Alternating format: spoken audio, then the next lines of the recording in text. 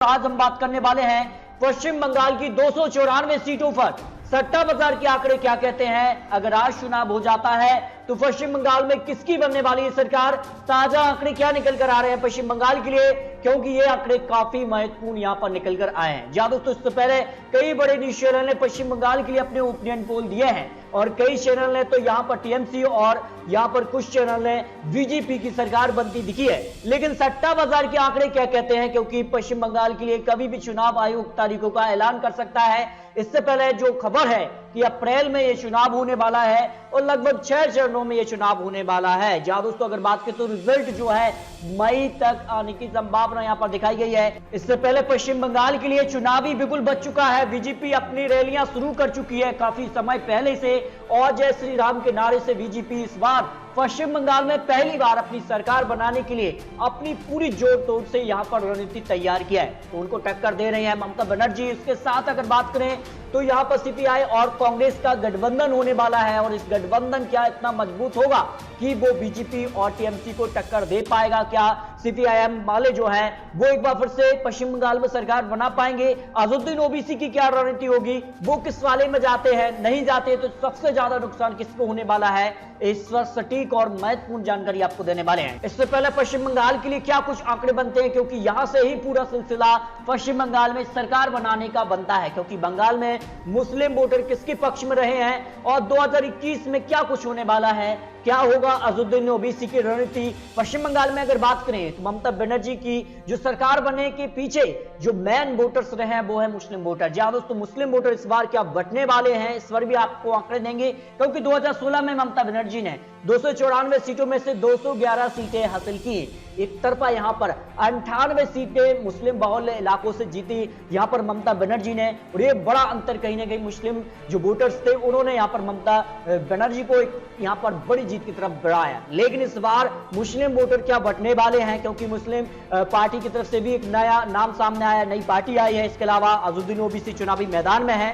क्या होने वाला है सारे आंकड़े आपको दिखाएंगे। कुल अगर बात करें मुस्लिम वोटर्स के लिए तो 145 सीटें कुल ऐसी हैं जहां पर छोटे बड़े रूप में मुस्लिम वोटर्स आते हैं। और यहां पर काफी महत्वपूर्ण ये हो जाता है कि ये मुस्लिम वोटर क्या बटने वाले हैं। पिछले चुनाव में तो एक तरफा यहां पर टीएमसी को ही यहां पर सारे जो मुस्लिम वोटर थे उन्होंने सपोर्ट किया था। लेकिन इसके अलावा 46 सीटें ऐसी हैं जहां पर 50% मुस्लिम वोटर्स आते हैं। इसके अलावा 16 सीटें ऐसी हैं जहां से 40 से 50% मुस्लिम वोटर आते हैं। इसके अलावा 33 सीटें ऐसी हैं जहां पर 30 से 40% मुस्लिम वोटर। इसके अलावा 50 सीटें यहां पर 20 से 30% मुस्लिम वोटर यहां पर आ जाते हैं। अब देखिए पश्चिम बंगाल में क्या कुछ होने वाला। 50 सीटें ऐसी हैं जहां पर अजुद्दीन ओवैसी की अच्छी पकड़ है, अच्छे उनके वोटर्स आते हैं।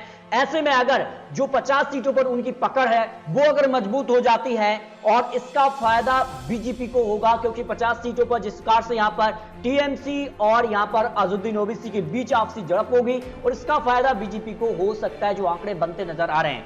अब देखिए पश्चिम बंगाल में अगली सरकार कौन बना सकता है, क्योंकि यहां पर बात करें तो बड़ा सवाल यह बन चुका है, क्या पश्चिम बंगाल में महागठबंधन बनेगा, बनता है तो किन पार्टियों के बीच बनने वाला है। देखिए यहां पर आंकड़े निकल रहे हैं कि टीएमसी, सीपीएम और कांग्रेस गठबंधन कर सकती है। और यहां पर गठबंधन अगर होता है तो यहां पर एक बड़ा उलटफेर होगा। हालांकि यहां पर आंकड़े बन रहे हैं कि यहां पर सीपीएम और कांग्रेस का गठबंधन लगभग हो चुका है, लेकिन टीएमसी उसमें हिस्सा नहीं लेगी, क्योंकि टीएमसी अलग ही चुनावी मैदान में उतर रही है। उनके साथ यहां पर अजुद्दीन ओवैसी भी नहीं है, यानी टीएमसी अकेले ही दम पर चुनावी मैदान में उतरेगी, ये जानकर मानकर चल रहे हैं। इसके अलावा अगर बात करें तो सीपीएम और कांग्रेस का गठबंधन होना चाहिए। इस पर देखिए लोगों की राय 76% ये लगभग मानकर चल रहे हैं। लेकिन यहां पर सीटों के बंटवारों को लेकर फिलहाल सीपीएम और कांग्रेस के बीच गठबंधन जो है वो फाइनल रूप नहीं ले पा रहा है, क्योंकि कांग्रेस यहां पर 130 सीटों की मांग कर रही है पश्चिम बंगाल में चुनाव लड़ने के लिए।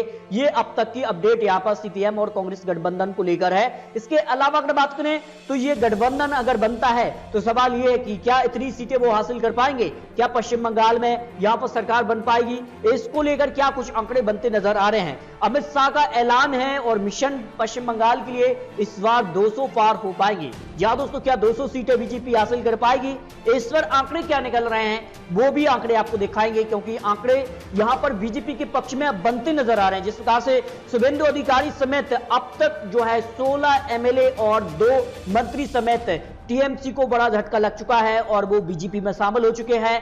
पश्चिम बंगाल में किसकी बनने वाली सरकार।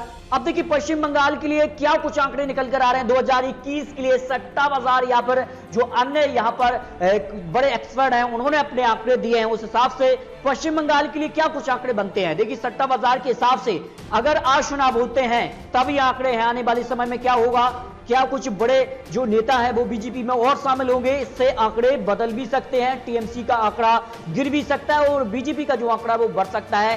आपको 3 यहां पर बीजेपी के लिए आंकड़े देंगे, इसके बाद टीएमसी और अन्य को क्या कुछ होगा, इसके बाद फाइनल आंकड़े भी आपको देंगे आखिर सट्टा बाजार ने अलग अलग पार्टियों के लिए क्या कुछ आंकड़े दिए हैं। देखिए यहां पर बात करें तो वोट परसेंटेज की बात करें तो बीजेपी को 39 से 42% वोट शेयर मिलने की संभावना यहां पर दिखाई जा रही है, क्योंकि टीएमसी के बड़े नेता अगर बीजेपी में आने वाले समय में और यहां पर ऐड हो जाते हैं तो ये जो वोट परसेंटेज है उसमें इजाफा हो सकता है।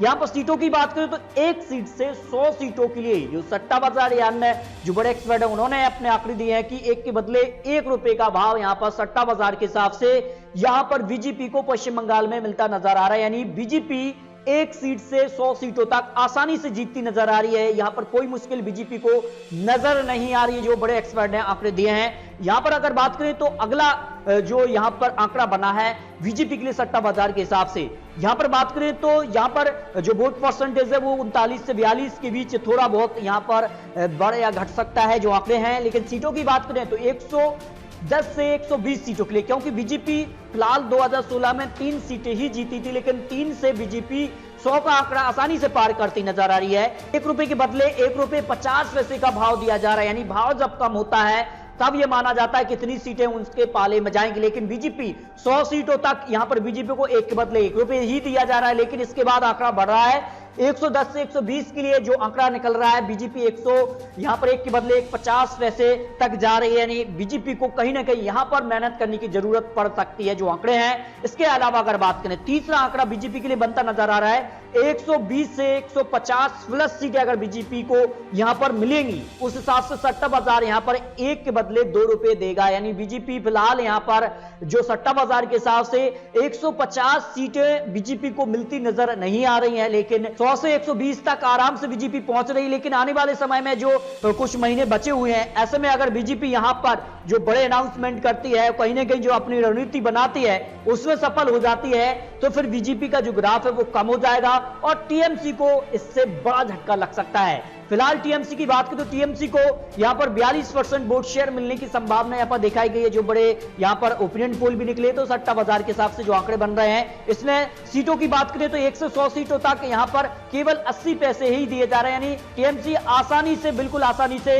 1 से 100 का आंकड़ा पार करती नजर आ रही है। इसमें यहां पर जो आंकड़ा है, भाव है, वो भी काफी कम है। जब भी भाव कम होता है तो पार्टी को फायदा होता है, जो सट्टा बाजार के आंकड़े हैं। अब देखिए दूसरा आंकड़ा टीएमसी के लिए बनता नजर आ रहा है कि 110 से 130 सीटों के लिए जो आंकड़ा है उसमें 1 के बदले 1 रुपए ही यहां पर टीएमसी को दिया जा रहा है। टीएमसी को 130 से जो आगे का सफर है उसमें कहीं ना कहीं थोड़ी सी परेशानी दिखाई दे रही है। जो आंकड़े हैं सट्टा बाजार के आंकड़े और जो एक्सपर्ट आंकड़े बनाए हैं, इसमें देख सकते हैं आप कि 130 से 160 प्लस करना है, यानी जो 148 का आंकड़ा है उसको छूने के लिए टीएमसी को भी यहां पर काफी मेहनत करनी पड़ सकती है। बीजेपी से काफी कड़ा मुकाबला यहां पर करना पड़ेगा जो यहां पर आंकड़े बन रहे हैं। यानी बीजेपी और टीएमसी के बीच जो सफर है कहीं ना कहीं 120 से 150 सीटों के बीच, वो काफी कड़ा मुकाबला यहां पर होने वाला है। इसमें अगर देख सकते हैं कि 1 रुपए के बदले 1 रुपए 50 पैसे का भाव यहां पर दिया जा रहा है 160 प्लस सीटों के लिए। यहां पर जो आंकड़े बनते नजर आ रहे हैं, अगर बात कर लें कांग्रेस के लिए जो गठबंधन है उसके लिए क्या कुछ आंकड़े हैं, लगभग 12 से 15% वोट शेयर मिलने की संभावना यहां पर दिखाई दे रही है। सीटों की बात करें तो 26 से 34 सीटें मिलने की संभावना यहां पर दिखाई दे रही है कांग्रेस के लिए आंकड़े दिखाएं। लेकिन दोस्तों आपको क्या लगता है, पश्चिम बंगाल के लिए सट्टा बाजार या फिर जो बड़े अन्य ओपिनियन पोल, जो सी वोटर का ओपिनियन पोल आया है इसमें तो टीएमसी को ही यहां पर 144 से 162 सीटें दिखाई हैं, तो आपको क्या लगता है पश्चिम बंगाल में अगली सरकार कौन बना सकता है? इस पर अपनी राय कमेंट बॉक्स में रखिए और इसी प्रकार की और महत्वपूर्ण लेटेस्ट अपडेट पाने के लिए अभी चैनल को सब्सक्राइब कीजिए। तो दोस्तों मिलते हैं और सटीक और महत्वपूर्ण जानकारी के साथ, तब तक के लिए जय हिंद, जय भारत।